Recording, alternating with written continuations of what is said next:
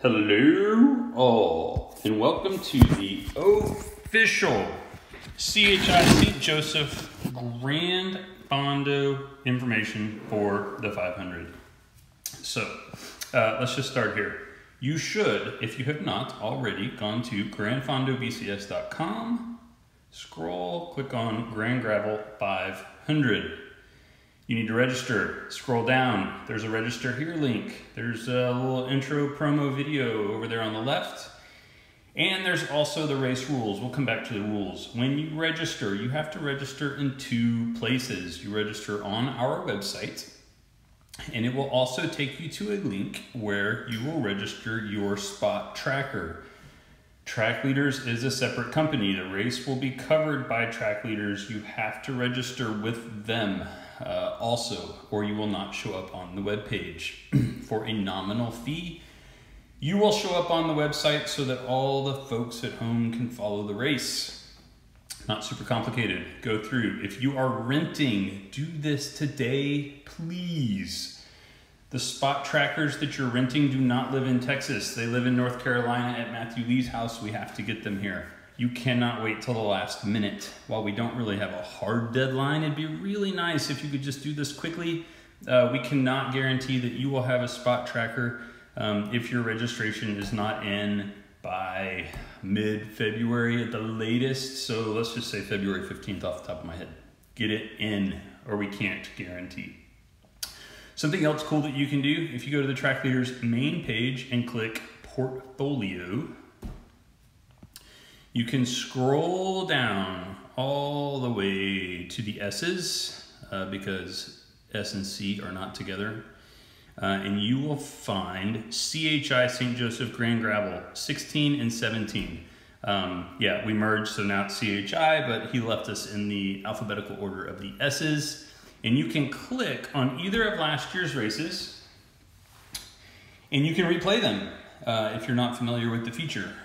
So if Track Leaders is new to you, or you've not been in a race that uses Spot Tracker, you can come in, you can see all of the racers on the right, and then you can just hit play and replay the race at whatever speed you want it to go. And I'm not sure why. Oh, it's already like in the middle of a race. Oh no, what did I do? I was trying to rewind it. Okay. And now it's loading with all the racers at the beginning. If it ever finishes loading, then they're off. So anyway, it started in the middle. You can start it at the beginning and you can follow the whole race in its entirety if you're not familiar with the way this goes. So that's Track Leaders. So 2 registrations, one on our page, one on the Track Leaders page. All right, let's get down to the business. We did post the rules section. So if you click on the web page, you scroll down to race rules. We have put up a PDF. Let's just keep this super simple. It's a gentleman's bike race. There is no there is no prize. There is no money. There is no the typical stuff that you get in a race. Like, it's just not here. The race is self-supported. You can use commercially available items at towns. You may not use friends and neighbors and private resupplies. So we put all this up here. It's basically verbatim off the Tour Divide site. Covers some things that you should read for familiarity. A lot of the stuff on a 500-mile race isn't really important or intended. So read through, we've cleaned it up, but the idea is no drafting, no teams, this is self-supported. This is you and your bike against, the world. So we do have a advisory board of sorts made up of a whole bunch of experienced racers, and they're watching the spots, just to ensure that everybody follows the route. But anyway, that's what I know. You should read through this. I'm not going to spend time going over every single one of these. If you do have questions, a quick message on Facebook to Billy Rice, or an email, which is on the race webpage, and I'd be happy to answer whatever questions you may have. Let's get down to why everybody is here, and that is the route. All right, so we've made some substantial changes to this year's route for the better. So first off, the race starts at the Stella Hotel in Traditions in Bryan. If you can't find it, follow your GPX to the beginning of the route. That's the hotel. Both previous years, we've had people that show up late and they're like, oh, I couldn't find it. And I'm like, you didn't open your GPS. I mean, I know it's Garmin and we can blame them for a lot of things, but go to the Stella Hotel. It's here.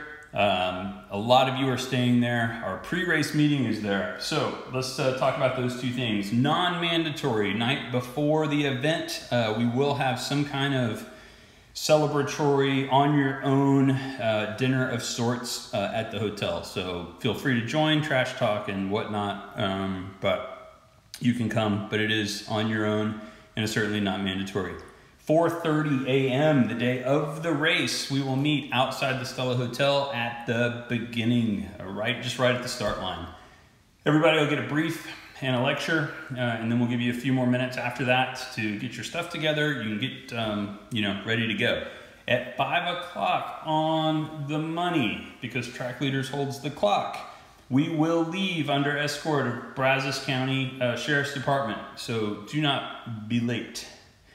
The intended route out will just take us out University Drive through the Texas A&M University campus, where you may or may not hear the Texas A&M fight song coming from the back of a blaring pickup truck, and then it's dubstep all the way out. So if you were there for the rolling party, it'll be a rolling party all the way out to Boonville Road, and this is where we're going to make our first major change. Instead of going out Highway 30 as we have in the past, we're going out Elmo Reedon Road through the back roads out Long Trestle. The race proper starts here at the intersection of Grimes County 103 and Grimes County 162, which is about 22.5 miles from the beginning. We will keep the intro roll slow. Nobody's going to win this race in that. It is pavement and it will move rather quickly, but we will try to keep the power down as much as possible. We don't want to lose people off the back. We'd like to move as one group all the way to this intersection, at which time our escort will drop off and you are on your own. Follow every traffic law and please be nice. So at that point, the race is on and we are going clockwise. So opposite of the 2 years previous, you will run the entire route clockwise. So through the towns of Iola and Bedice, you've got all kinds of resupplies right up early in the race. That's great, right? Because everybody will need that. You'll cross Highway 30, it's the same route. All of this is pretty much the same route as last year, all the way into Huntsville, at which point you will enter the National Forest for the first time. There's a lot of pavement around Huntsville. There's really not a lot that we can do about that, but I promise you will get plenty of dirt and mud through the National Forest till you get to Point Blank. The area between Huntsville at mile 94 and Point Blank at 108 is a double back section. There's really not a lot that we can do about that this year. We have some ideas that we're floating around and may do some things a little different next year in this section, but for right now, it's just too complicated to make changes to this section. At mile 108 in Point Blank, where you have loads of stores, I mean, there's just all kinds of stuff in Point Blank, a gas station, you are then going to go clockwise. Head north, head up towards Trinity and Riverside. Again, tons of resupply options in the first 134 miles of this event. Leaving Trinity, you're in it. The top half of this event is definitely the crux. So leaving Trinity at 135-ish, you will have essentially no resupplies until you get to Elkhart, way up here at 212. So you're looking at 135 to 212, essentially without resupplies. There are some random water spigots, things at churches where you may or may not find water. If it's cold, it's all going to be turned off. You need to plan ahead. 4 liters of water is really the minimum on this route in these sections. I will probably carry 5. So that's that. Elkhart to Palestine is amazing, and as most of you remember, there's these great railroad tracks that you get to go back and forth on. It's not flat, so have fun with that. You'll come into Palestine. Palestine has some 24-hour stores, 24-hour Whataburger, you know, it's all kinds of good resources for you there in Palestine.